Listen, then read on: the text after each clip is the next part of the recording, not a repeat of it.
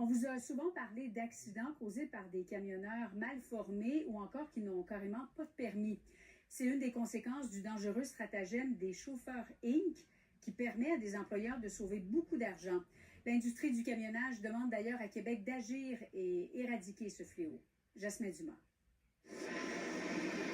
Le phénomène des chauffeurs Inc. est devenu un véritable fléau. Ce sont des camionneurs engagés par des compagnies de transport à titre de travailleurs autonomes, mais qui ne le sont pas du tout. Cette personne-là voit son employeur le matin et son employeur lui dit « Tu conduis mon camion numéro 33, tu prends ma remorque numéro 15 et tu t'en vas chez mon client à tel endroit. » Donc, ce n'est pas un travailleur autonome.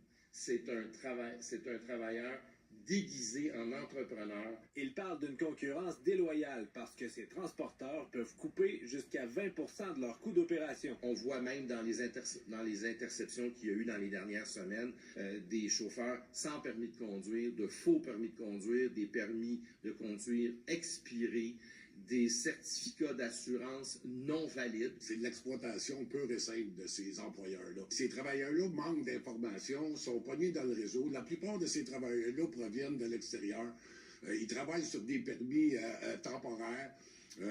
Sont à la merci de ces employeurs véreux-là. Et pour les remorqueurs, c'est souvent impossible de se faire payer par les assurances. Dans les 11 derniers mois, au Québec, 1,5 million de dollars de factures impayées actuellement de la part de ce type de clientèle-là. Donc, comme vous pouvez le constater, il y a un problème qui est majeur. Vous vous souvenez peut-être de ces 2 camions accidentés qu'on vous avait présentés dans un reportage au mois de mai. Ils sont encore là, c'est toujours pas réglé. Et juste pour ces 2 camions-là, on parle de factures d'environ 300 000 $. Transporteurs, remorqueurs et syndicats réclament l'intervention de Québec. Monsieur Legault, on vous demande une concertation à notre égard afin de trouver une piste de solution.